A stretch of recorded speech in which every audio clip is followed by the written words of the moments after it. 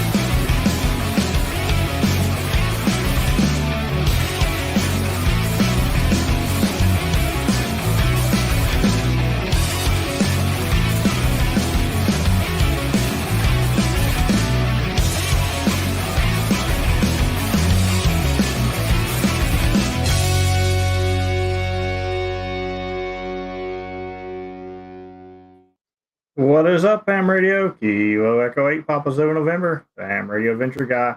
Thanks for stopping by, your one stop for everything Adventure Radio. It is Hump Day. Time for the Hump Day Happy Hour.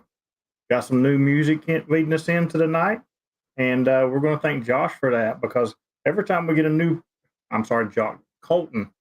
I don't know why I said Josh, but Colton, we're going to thank Colton for that. Every time we get a new Patreon, Dan is forced to change the music now. That's right. So let's keep Dan working. Let's see if we can change the music twice between here and Dayton. That would just be awesome, just to make Dan do some more work. But let's do it. Big shout out to all the Patreons. You see Colton down there and the POTA activators on the very bottom. And thank you for joining. Thanks to all the Patreons because y'all are awesome.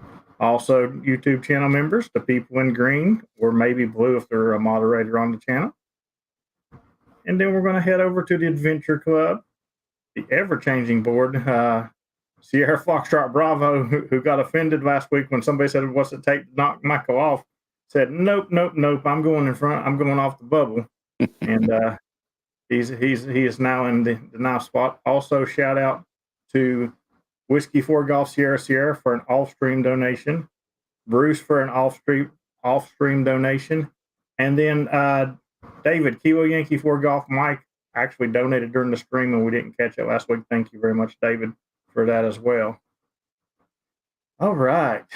Let's get this thing going. All right. A lot of people in the chat today. Hello, everybody. You gonna eat your cornbread? Kilo Oscar 5 Romeo November. How you doing, buddy?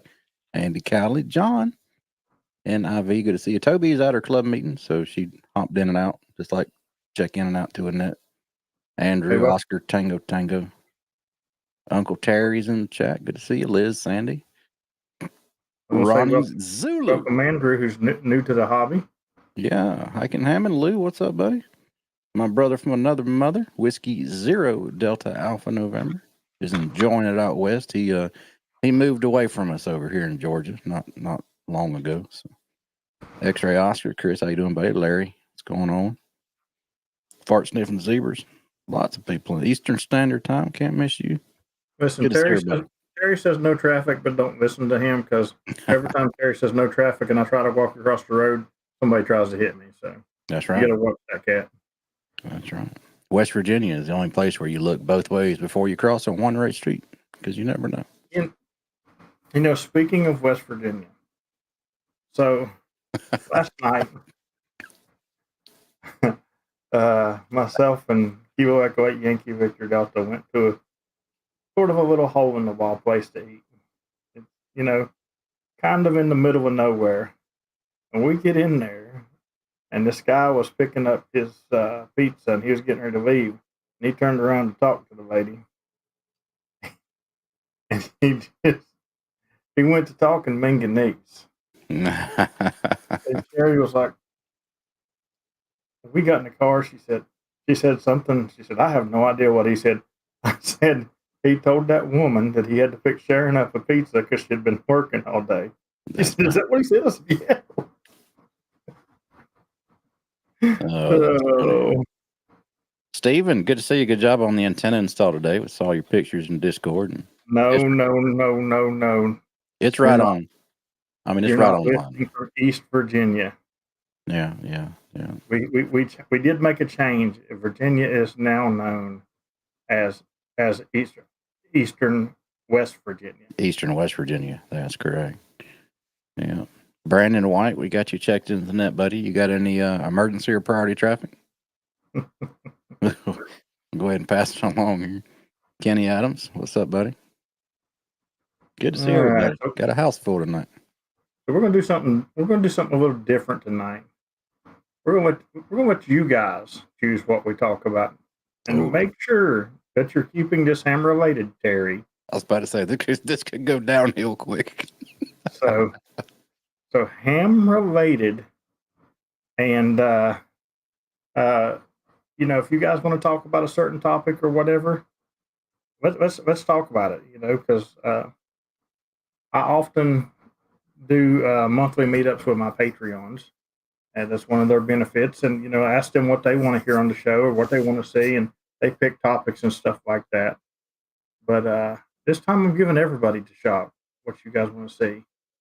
And speaking of monthly business calls, Patreons, we need to pick a date like soon because I want it to happen before Dayton. By the way, I got a topic we can discuss while everybody in the chat is coming up with theirs. What are you supposed to do if, hypothetically, you're on a POTA activation and the center pin of your connector just comes out? How are you supposed to fix that? How are you supposed to fix that? Yeah. You go to your car and you get a different coax cable. You get another connector, yeah. And if that coax cable would not fit any of the antennas you have up there at the pavilion because they're all infeds that use BNC, you just take your gear and put it in the car, and then you run the Eagle One up and run the Eagle One from there. You should always have enough connectors with you to make whatever kind of to and fro that you need. Like a prime example, I needed a BNC barrel connector the other week, and I didn't have a BNC barrel connector. But I had enough other connectors from BNC females to males and SO239, PL259s, SO239 barrels. I had all those. I had enough stuff to make a BNC barrel connector. Now, yeah, I mean, it was this long when I was done. But hey, got it done. Hey, whatever works. I thought I had an extra connector with me, which I didn't. And then I get back here, and God only knows where I've stored them. But I do now have more extras that I ordered. But what I did find, so basically, when I run an infed, I usually use my BNC coax, which is BNC on both ends. But I put a BNC to 239 connector, so it'll go into my bigger radios. And that's what went bad. Well, couldn't find that connector. So what connector I did find was I found a 239 female to BNC female. So I would run the BNC female part onto the antenna part and then screw the coax into the 239 female. Hey, whatever works, right? So yeah, you can do connectors a lot of different ways. So far in the chat, we have we can talk about Yaesu versus Icon. We can talk about hams versus bands. Pliers like Leatherman's. Oh, well, yeah. Well, you can No, not talk about it. That's probably a way to fix your center pin. I'm with Patrick and Larry. Solder is solid, crimped is bad. I've never liked crimped connectors. I've always soldered mine. So if I buy a cable and maybe I misorder it when I purchase it or something like that, and it comes crimped on the center pin, I'll solder it. If it's crimped on the shield, I mean, I can live with that, but the center pins are always soldered on mine. So what about your just let's say you're going to do a wire antenna and you got to put an end on it to go to whatever. Do you solder that or do you crimp it on? A wire antenna. What part of my soldering or crimping? Like, yeah. Do you have a visual? Can you draw with crayons for me? I can't draw a crayon. I'm trying to find one here. Yeah, and PP has another good point. You don't have to use coax if you're running NFED or random wire or something like that. Just get you a set of BNC binding posts and smack it right in the side of your radio. Yeah, if your radio has a BNC. That's true. My big radios run 239, so I do have to use some sort of connector. I wonder if they make a PL259 binding post. I've never personally seen one, but I don't see why they wouldn't. I don't know.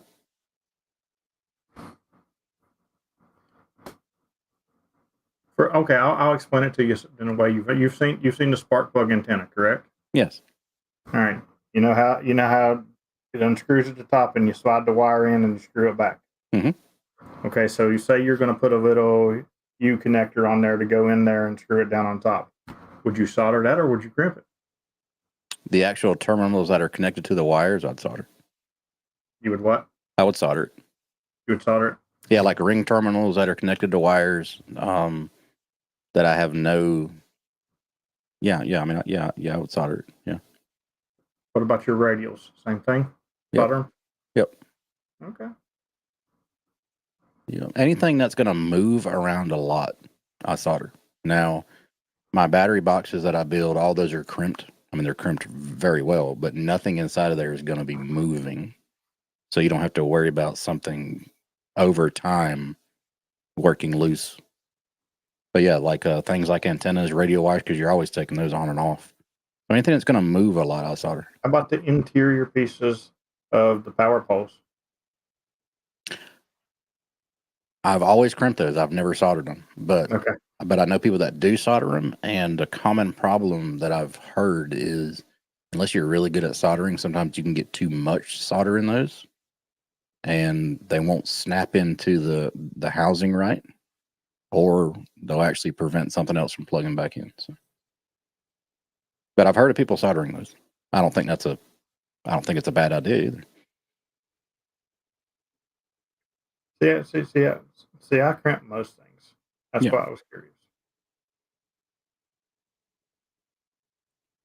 Lou says he just tins the wire for power poles. Yeah, that's a good idea too. Make it a little more stiff.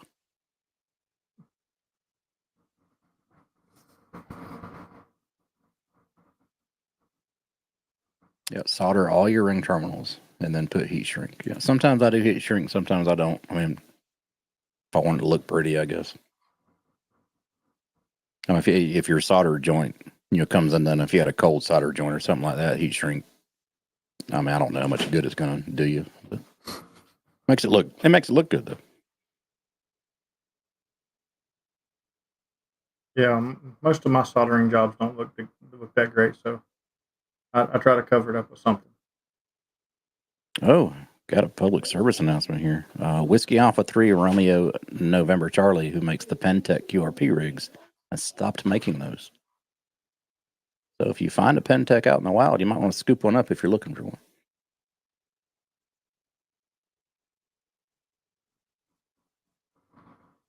Lots of stuff being stopped made. Yeah.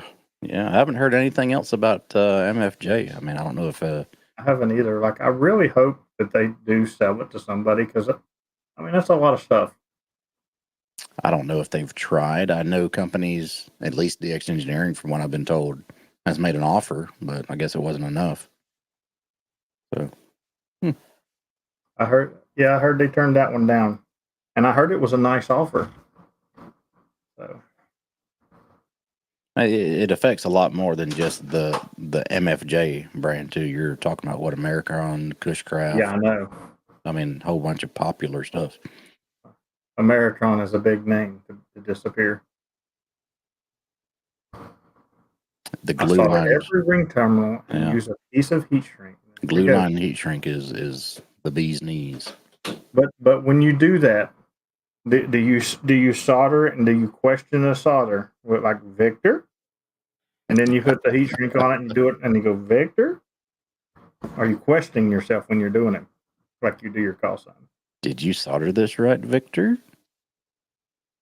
So here's the thing, okay? Since Stephen, first off, thanks for the super chat, Stephen. Since Stephen is in the PZN challenge, you know, most of these guys love when I go out and do the late shift because they all get me the night before Oh and they yeah. don't got to worry about the bad band conditions of the next day because they're absolutely horrible. Absolutely horrible. But Stephen also makes sure and hunts me the next day because he's staying in practice even during them bad band conditions, which will come into play tomorrow because there's no late shift tonight. So Stephen, had good job for your staying into play because there's not that a lot of them don't hunt me continuously, but Yeah, and I really appreciate it. I asked in the POTA chat last night. I said, "Hey James, how about a late shift tonight, so I don't drop out of the the PZN challenge?" And half an hour later, you spotted. Really appreciate it. well, asking you shall receive sometimes. I have not seen these KE7 EZZ power coal connectors. I've not used any either, I'm gonna have to search. but maybe we can pick some up in Dayton and check it out. Charlie, are you coming to Dayton? I think I've asked you just before, but I don't remember your answer. It's funny that we're talking about soldering and crimping and stuff like that because not only is our camp in Dayton going to be the place to activate VODA where all the fun guys, but there's also going to be a lot of projects going on. And I say that, and PP Man pops right in the street here because he's already got bringing stuff to do projects while we're there. Is he bringing like maybe a 2x12, maybe I don't know, 16 feet long? Because you're gonna need one. Just saying. We're gonna figure something out. Okay. Yeah, You know good what it's deal. for. Charlie's going to Dayton. Always great to hang out with Charlie. Yeah, the bands have been crazy, Andrew. They oh my gosh. Yeah, that was funny because Andrew says he heard me 2-2 on 40 meters and then 5 down on 20 meters. It was kind of mind blowing for me as well. Like I was well activated with 40 meters, but 20 meters don't even hardly work here when the foliage is out. And I went to 20 and just absolutely smashed it. There were a couple people last night. Me and Chris and Terry tried. A couple other people. There's a new to us park, but also an activator doing it, which was his first ever POTA activation last night. And he was super light in battles on 20 meters. And finally made the QSO with him. I think he gave me like a, I don't know, 5.2 or 4.4, something like that, whatever. And I heard Chris trying to call him on 20 meters. And I heard him like, I mean, he was literally like, if you would look at the meter, he was like 5.8 on 20 meters from East Tennessee to here. And I'm like, wow, that shouldn't happen. It's interesting that Charlie and Thomas and Kyle are going to do an activation together because those are predominantly CW activators. Are you guys going to try to do a multi-op CW or are you going to do sideband? Because if you're trying to do multiple op CW, I'm coming just to film. I just want to hear him say stand by for the second operator in CW and then stand by for the third operator. I'll come and be the last operator because I ain't doing all that. While I'm sitting here listening to everybody else send their call signs all willy nilly whenever they feel like it when they're trying to work all three operators. You know, and I would enjoy the pandemonium. And that's the problem with it. People who do CW, they're not used to operators The that third want to run operator. their CW like they run SSB. Because, you know, I don't, you know, I've never seen Charlie do a CW activation in person, so I don't know. But I'm sure I'm not the only person that does it. You hear multiple calls, and you want to run them like you do sideband. I send Mike Whiskey Delta 4 Delta Alpha November 5 NN 5 NN Whiskey Victor. He gives me the signal report back. I go break, thanks, 73, but I don't hit dit. I go right into Kilo 4 Oscar Tango Tango. And as long as Kilo 4 Oscar Tango Tango is paying attention like he would be in sideband, he's going to work me. And, you know, I've ran a chain of like 5 people like that once. But it's rare because most of the time, even the second person don't even pick up on you doing it. Liz brings up a good point. Charlie, Thomas, and Kyle are going to be doing an activation. Who is going to be the third operator?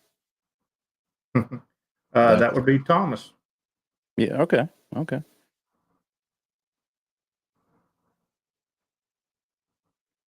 Oh, Mike, you can't back out of the teeter-totter off. No, man. Everybody was looking forward to it. That was going to be the highlight of the whole weekend. We have to cancel the tent we got and all the invitations and everything.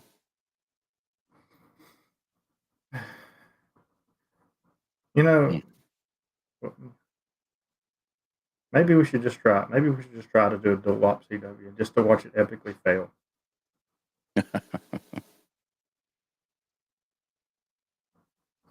I think it'd be fun watching Thomas activate in person. We'll probably learn a lot.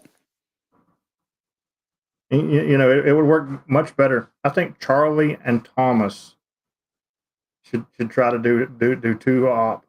3 op would be pushing it, but 2 op CW by passing the paddle and making it work. Them 2 could pull it off. Somebody, you should just do a 12 op CW. And then say, well, in the POTA rules, it says, I mean, there's nothing in there about passing the paddle. Perfectly legal, right? No. Oh my goodness. Here's the thing. I'm a sticker with it. If I contact somebody, and for example, I'm out in the field, and Liz hunts me, and she says, "You're 5'9" from all 5 of us." No problem. I know they're all sitting there. I put them in. But in CW, each one of those people has to send their own call sign. Because I know all 7 people can talk, but all 7's got to send. Yep. I mean, even sideband, I'm the same way. Multi-activator activations. If we get a park to park, we got 50 people there. I mean, we're going to pass the mic. Just to keep us honest. The thing with that, if you've got multiple operators, I don't see the big deal in every QSOD, every activator has to pass the mic. I don't see the big deal in that. You know, if what I typically do, let's say there's 3 of us, okay? When I spot, I'll put 3 operators, and I'll put with, and I'll put the other 2 operators, and then I copy that where I have it. And every couple of minutes, I respot that where the operators are always there. On top of that, if it's a park to park, you always pass the mic with everybody. And about every 10 or so QSOs, you pass the mic. That way, everybody gets a chance to hear the other people and acknowledge that they are there. Other than that, you don't got to take the time consumption for just to pass the mic every time. But there are sticklers who want to do it, and that's fine with it. But Charlie, where have you been on the summit? Oh, my brother. it's great. I, I wish nobody would have told you, Charlie. I'd have loved for you to done a video. Yeah. Going, you're 5'9" and Kilo 4672. Where? That doesn't pull up in my map. I'll tell you, Charlie, you do YouTube, so you know how the critics are. I posted a video 3 weeks after they switched the park numbers. But now here's the thing: it was a video that I filmed while I was in Florida. And the first comment I get on that video is, Kilo blah blah blah don't exist. This is America. They're US now. Yeah, I remember that. So I politely said, I understand that, but this was filmed 3 months ago. It existed at the time, damn it.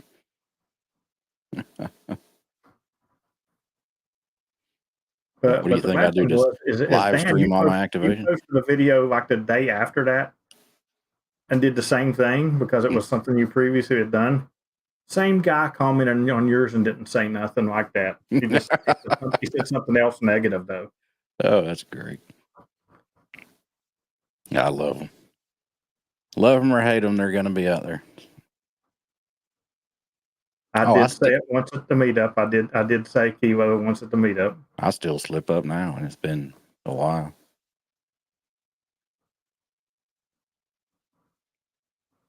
Says I pointed it out in my video. I also called myself Pretty Zucchini Now. Kilo Echo 8 Pretty Zucchini Now in your video. So. Have you ever seen a not good looking zucchini though? Have I ever seen a what? A non good looking zucchini. Oh yeah.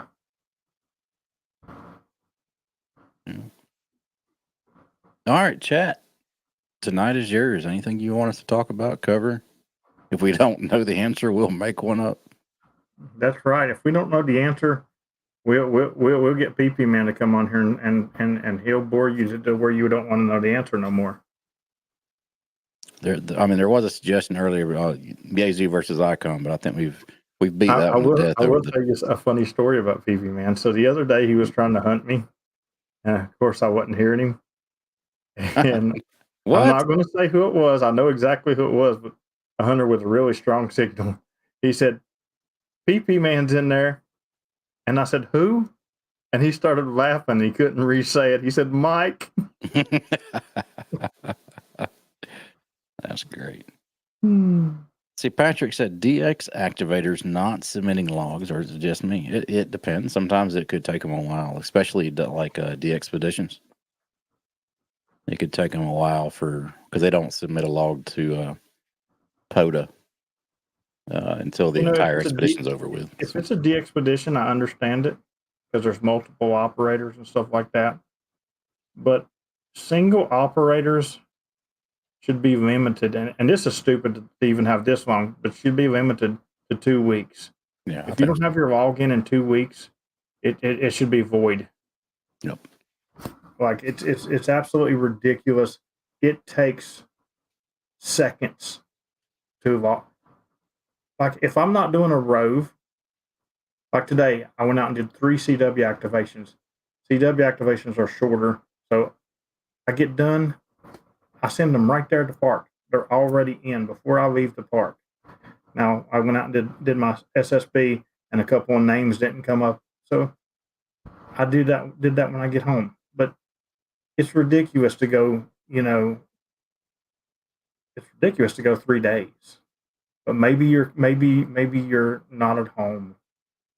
I don't know, but if you ain't somewhere with the internet within 3 days, there's something wrong.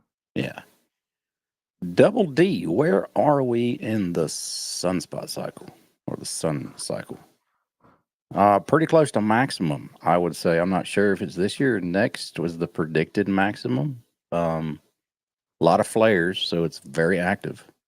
The higher bands are on fire when there's not a flare going on, but we are almost at the peak, at the very going up side of the peak, I believe. So gonna start So, going Andrew, are down. you looking for a place to test or a place to study? That's my first question.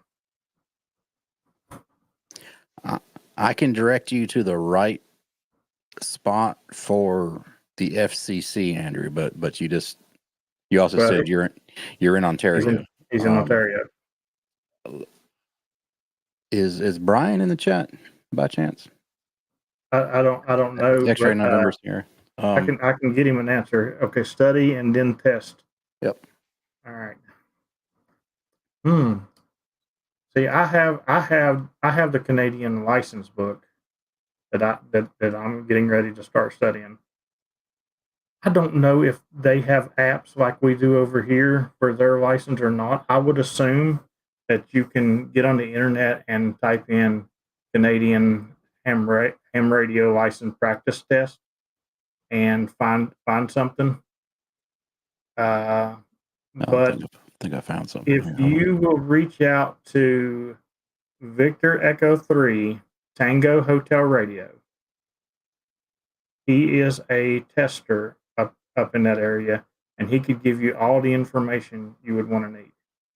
I'm going to drop a link in the chat for you too, Andrew. On here, which is the official, the RAC for Canada, there's stuff down there about ham study.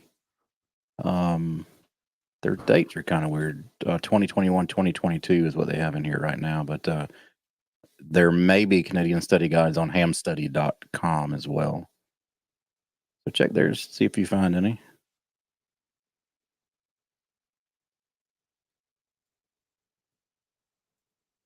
That was a great question. That was better than the Yazoo versus Icon. We beat that horse to death, haven't we? You're quite welcome. But yeah, VE3THR can give you any of the information you need because he is a tester up there, around the Ontario area. Matter of fact, that's where 6 he's meters right now. I get my book from. Speaking of the sunspot cycle, 6 meters is open. Single sideband, hearing some repeaters in the northeast from the Carolinas. Josh says.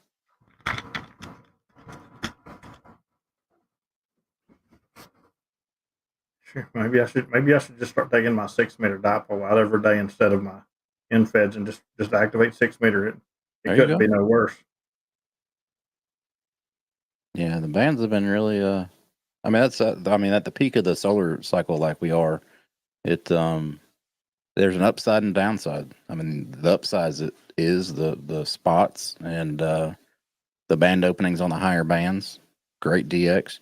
The downside is more flares because there's more activity. Flare is bad. So you got to take the good with the bad this time in the solar cycle. So when is the good coming again? Yeah, when the flares stop. I mean, in between the flares, the higher bands have been really good.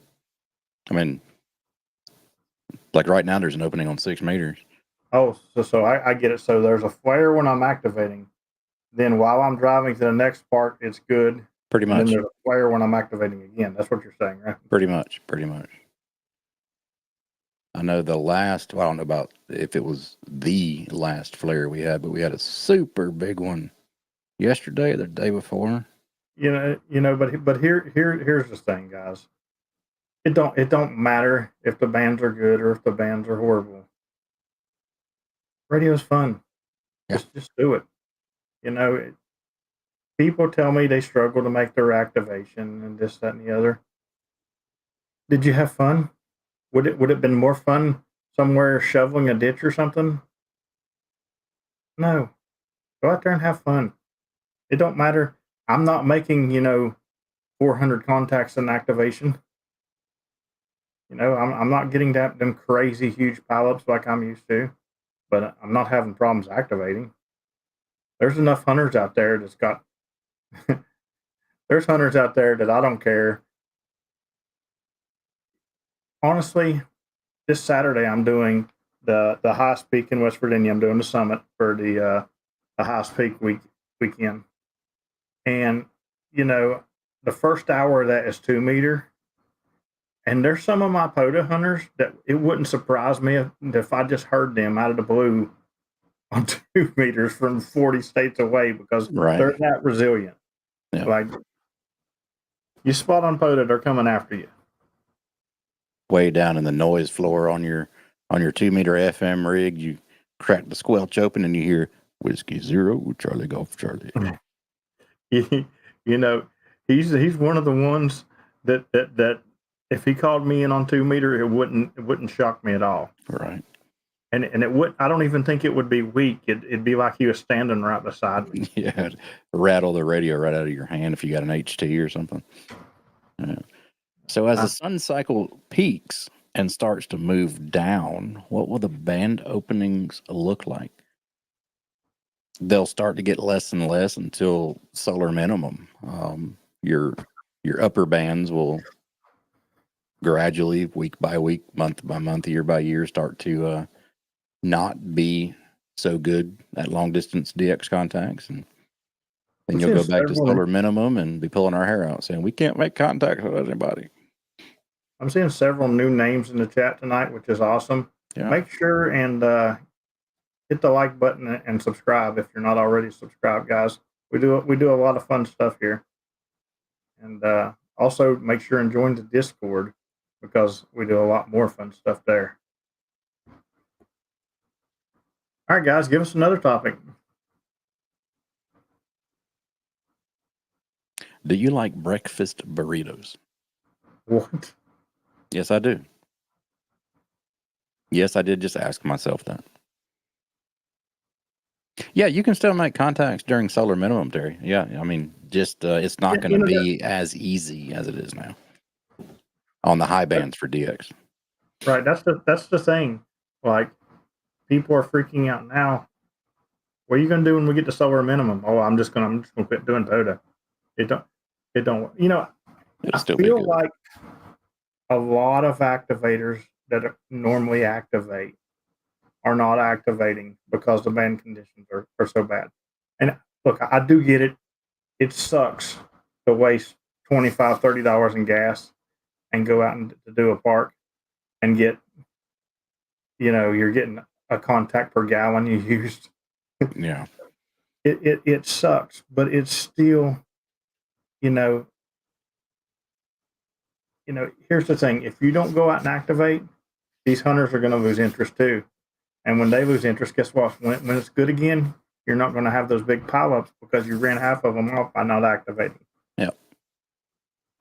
That's the one thing.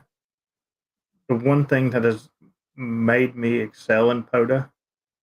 That's why I'm so popular in POTA, because I'm always there. You can always hunt me because I'm always there. My bank account tells me not to go out too, but sometimes you just gotta look at your bank account and say, my golf balls are in my bag. I'm taking them with me, and I'm going to do POTA. Champlain Valley Amateur Radio Club in northern New York is doing a Parks on the Air event, and Parks on the Air event on the 11th. That's cool. Should be a few rare to us Parks to get. That's the 11th of, I'm assuming, like this Saturday, 11th? Probably. Awesome. PP Man says you're looking at it wrong. You still got the park 10 or 300. That's correct. That's right. But it's actually 11 or 300. There is no 10, PP Man. I take out a POTA loan. So there's two things you can guarantee. 10 is not an activation, 11 is. I thought you were going to say death and taxes. And if you're not 15 minutes early, you're late. That's very true. That's the two things that you can guarantee.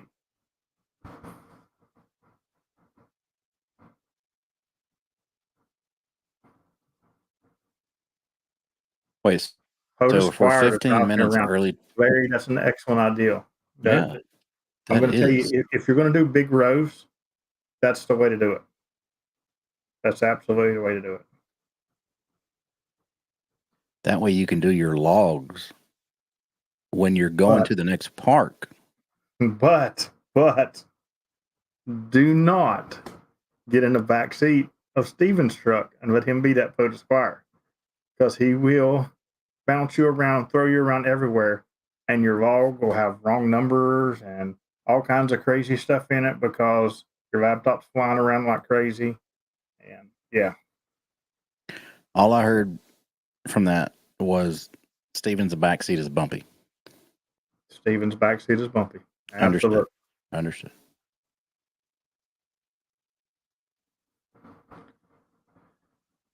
You know, and somebody in Discord earlier today, I think it was Brandon, made a good point. As much as I hate to say this, but us activators who activate all the time, when we are home right now where the bad conditions are bad, we should try to hunt the activators that are out there to give them extra numbers and keep them out there. You mentioned that, was it last Sunday or maybe even last Wednesday? A good telltale to know if the bands are bad before you even start is just to tune into somebody's activation and just see how many park to parks they're getting. Mm-hmm. If they're getting a crap ton of park to parks, the bands are probably bad. Yeah, that's why I always feel great when I'm getting a ton of park to parks, but I'm still getting a ton of contacts coming in with them. Right. And I'm sitting there thinking, everybody's struggling but me. This is great. But yeah, so I'm going to try to make it a point to if I'm home, as much as I hate it because the noise level was just stupid here, to hunt some of the people that's out there activating to help get their numbers up. Double D is putting everybody in the chat to shame here. He's asking some really good questions tonight. What type POTA antennas do you guys have? All right, so what kind of what type of POTA antenna do we use? Now, I'm going to ask you a question right back so I can give you a good answer. Am I QRO or QRP? Because it's going to matter. And Stephen with the Dooley Life super chat. Stephen, that doesn't even come close to the damages that my internal organs went through in the back of that truck. But thanks for the super chat. If I am actually, let me answer the QRP, and then James will go QRO because I already know his answer. If I'm, and my answer for QRO is going to be the same for James.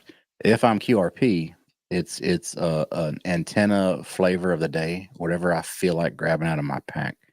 More than likely, it's going to be a random wire or the KO4FSZ.com and fed half wave 10 through 40.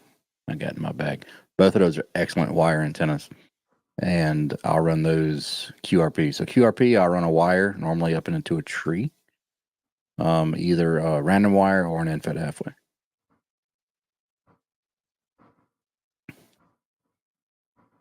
QRO. And if you're QRO, only the Eagle One has to be. Okay. Eagle One Antennas.com. You know, our buddy Tristan. It just depends on my mood. 90% of the time, if I'm QRP, I'm running a wire. You know, I've got a couple of my go-to antennas. I like the KL4 tactical one. I like the spark plug really good. And I've hey, thank you very much for the super chat, Michael. And I've been playing a little bit with a Pac-10 as well lately. But just because I'm QRP does not mean I totally stay away from vertical, because I do good out there, and I'll use several verticals. Um, some of my favorite portable verticals, without saying the Eagle One, because it's not real. I don't really call that portable. It is, but it's not. You know, I like the Sporty 40. You know, it's 100% better than the regular Wolf River Cool. I like the Sporty 40. I also like the I'm going to murder the name, the Chelagus, I believe it is, antenna. That's a really good vertical. That's portable. The Buddy Stick Pro is a good portable. And here goes PP Man fussing right now. Hey, thank you very much for the super chat, Double D. I'm going to throw another one in the chat right here. The thing of antennas is find somebody around you and use a couple of things and see what you like. Yeah. But the one that you'll never go wrong with is the Eagle One. That's true. I also threw the most recent one that I built anyway, the Coffee and Ham Radio's Poseidon antenna is a vertical. It's designed to be deployed vertically with 4 radio wires. It's also a wire antenna. It performed very well during my tests, and I like that. Good antenna. That's true too. If you have time to set up an elaborate antenna system, or if you just want to raise the Eagle One real fast, get your contacts and take it down. Yeah, it always depends on the activation too, because there's activation. I normally have a minimum of 4 antennas with me when I go out to activate. Same here. You know, that's a minimum, because different parks require different things. And I'm not saying the propagation, I'm saying the setup. Yep. You know, you may get to a park and want to run an in-fed half wave, and there's just absolutely no room. Or there's no trees, or Yep. You know, now if you have a mass, you can guide in the center of nothing and run an inverted V and take up a little less room. But you know, sometimes I'll get out to someplace, and this is if I walked out to someplace and I'm away from the car and I can't use the Eagle One, and I get out there and it don't work, and I'll throw up either the I've been using the Sporty 40 a lot lately, and or I'll use the MFJ. I think it's the 1989 or 1898, whichever one it is. I use that sometimes too, because the hunters are going to do the heavy lifting. That's what you go. You got to get out. They got to be able to hear you, but they're going to do the heavy lifting. You know, and there's enough hunters that can do the heavy lifting. You know, your buddy that lives, you know, 4 counties over might say your signal sucks. I can't hear you, but you're going to get activated because there's people that's going to pull you out of nowhere. Yeah. You know, for example, Terry lives about 45 minutes north of me. Just over that hill. And here lately, local propagation in West Virginia has been horrible. Like, it's hard to hear West Virginia stations.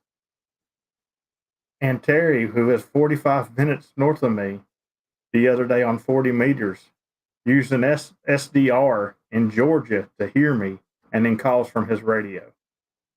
So, I mean, there's people out there that's going to do what it takes to get through. Yeah. If I want the contact bad enough, I'm going to get you. And and really with the receive setup that I have here at the house, if I can hear you, I'm going to work you. It might take me a while, but if I can hear you, I can work you. The only way that wouldn't be possible is if I can hear you, but your noise floor at your park is like S9 of power line noise or some crap like that. That might cause me not to be able to work you. You mean the battlefield in Florida? Yeah, yeah, exactly. Horrible.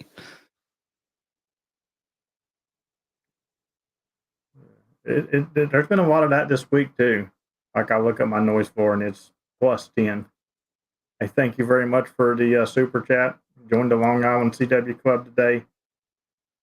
I'll get to the recommendation in a second. That will say that is a great club. Absolutely. If you put the time in, you will learn a lot in that club. Yep. But you got to put the time in and you got to practice in between. Any recommendations on a straight key, or did you both go iambic? I did not go straight key at all, even though the Long Island CW Club will tell you to start there. I have a different philosophy in a lot of things in CW. But if I'm going to start, if I'm going to activate with a paddle, why not start with a paddle and not have to relearn it? You know, just like I'm one of those weird people that does head copy. It was quite funny because my video tomorrow, I'll go ahead and tell you, is a CW activation that I did, and I was watching me do the CW activation, and I was sitting there, and it was funny because you watch everybody else do a CW activation, and you know, really good CW operators in it, and there's nothing wrong with what they're doing, but they hear the call and they're writing it down. But I hear the call, I send the call back, and as they're replying the signal report back, I'm typing it into the laptop, and I've done that from the beginning, and it's just my philosophy is different. But I would suggest if you're going to activate with whatever you're going to activate with, learn on it. Yep. That way you're not relearning. Yep, and I'm with you. Whatever you're going to use in the field, learn on that, so you don't have to learn how to use an iambic key after you use a straight key. A straight key is good. The reason why they recommend that is it helps you form that tactile connection with the audio because you are in control over every dit and da. So you can feel what an A is better than using paddles. But what was the other thing all right, so paddles. Oh, the way you log. I'm exactly opposite of that. So I'm not really good at head copy yet. Really, really beginning my CW journey as an activator. I can't do like James. I have to, I can get like maybe 3-letter groups, maybe your prefix, and then I got to listen to your suffix. So as I hear it, I'm typing it in. So now, if I don't understand a letter, I'll send it back as I heard it, and as I'm sending it back, I'll be able to figure out what that letter was.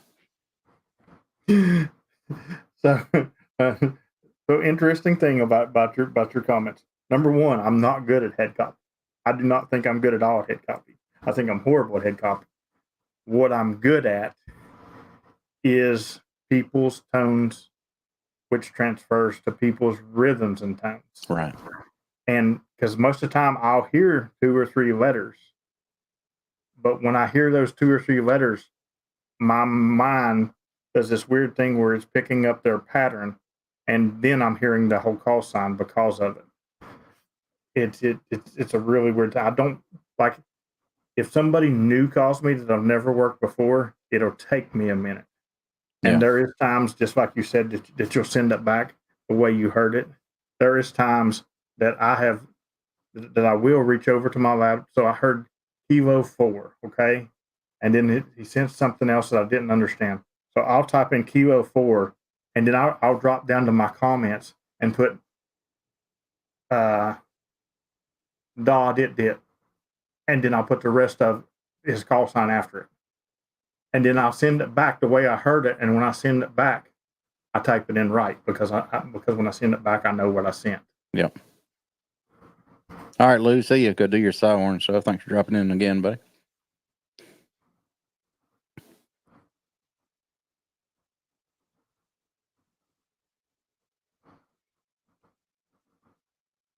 What did you say, Dan? I was reading questions.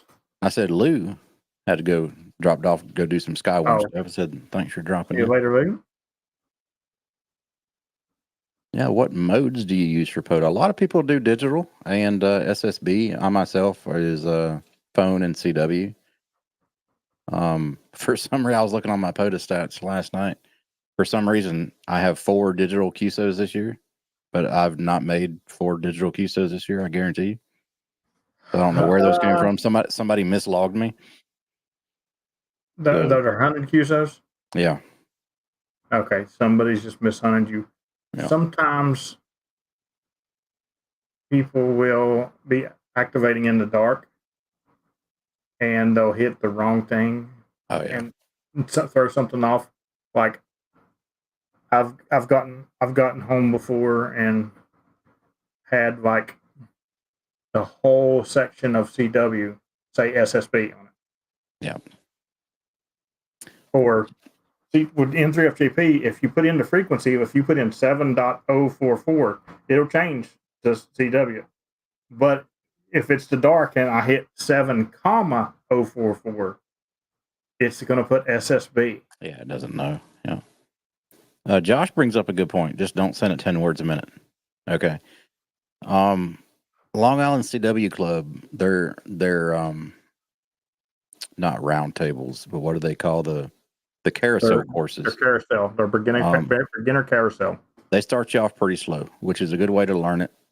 Don't get me wrong. But in my opinion, what's better for me is to go ahead and learn it at the higher speed. That way you're listening to the sound of the entire character, not a sound of a dit and a da. So as I hear da, that's an A. I'm not hearing a dit da. I'm hearing da. And the higher the speed that is for me. I practice my receiving 23, 25 words a minute, even though in real life I cannot copy that fast, but it helps me. Josh says, don't send at 10 words a minute because as even a not very good CW activator like me, who I'm comfortable copying your call signs 17, 18, 19 words a minute right now. If you send at 10 words a minute, it's too slow because I start counting the dits and the das as you send them. So I don't hear an A as a dit-ah. I hear dit, da, and it's so slow. I think that's ET instead of A. So the slower you go, the harder it is actually to copy it. For me, anyway. You know, for me, I have to have 100% concentration to copy, which basically means I need to be doing an activation. Yeah. Because I struggle when I am just listening to CW sometimes. Something that I know and have heard a million times.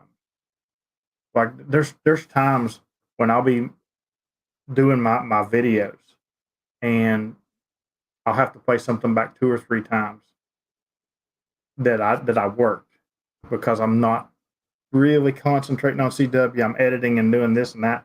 And then, you know, for me to put the call sign on the video.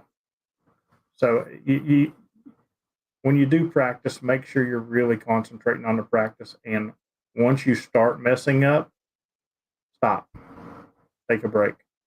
Don't get aggravated. Come back later. And you can practice anywhere, anytime. I mean, I recently put out a video about how you can practice on just your drive to work every morning or drive home from work every morning, or your drive to the grocery store. It's I mean, you can practice even if it's just for, 5 minutes. 5 minutes of really focused practice is a lot better than a half an hour of half-assed practice. Yeah, I mean, it's best if you practice like an hour a day. I never practice an hour straight a day. It would, my head would explode. Yeah. I used to do like 10, 15-minute sessions. Like a good practice thing is sit there and send the alphabet 10 times.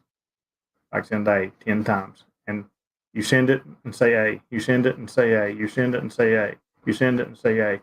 And do the whole alphabet 10 times. And you wouldn't believe how little things like that can just help. So. A lot of good questions today or tonight in the chat. Really appreciate everybody. I'm having trouble talking today. Let's try this again. A lot of good questions in the chat tonight. Really appreciate everybody. Carrie, Yep. member for 17 months as a POTA hunter. Thank you.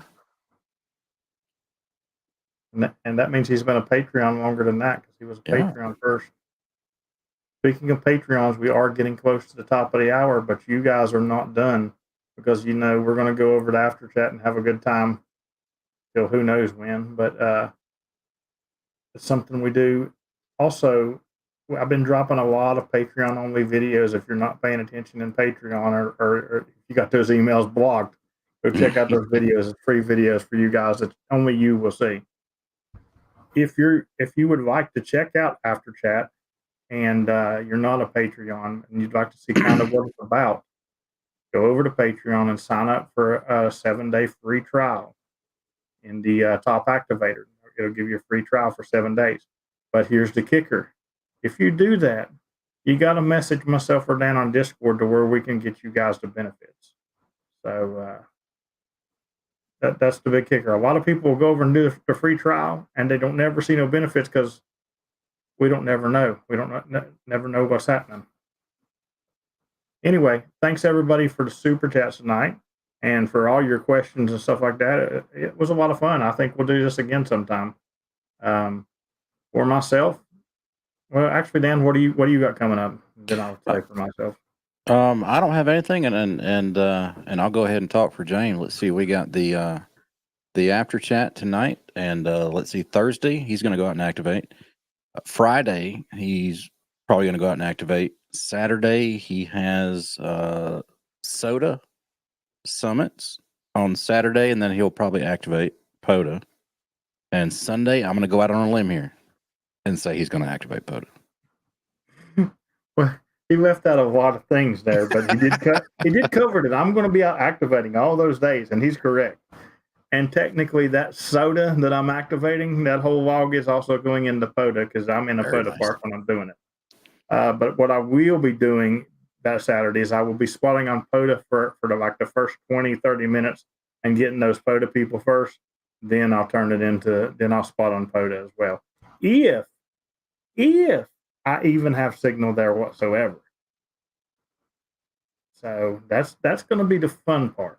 I'll catch you on 2 meters. But here's the thing. I know I'll be found when I go to HF because even if I can't spot, I'm starting HF at 10 o'clock. So I'll have people looking for me at 10 o'clock that can spot me. But tomorrow there is a video drop, CW activation of a really beautiful park. Matter of fact, Friday, it's not a scheduled video day, but you never know about me because I've been putting out random videos everywhere this week. I've been killing it with videos.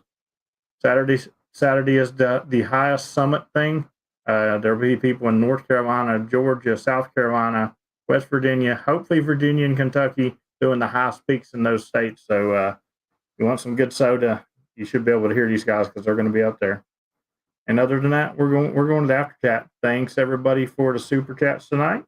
And we'll catch everybody on the air. 73. See ya.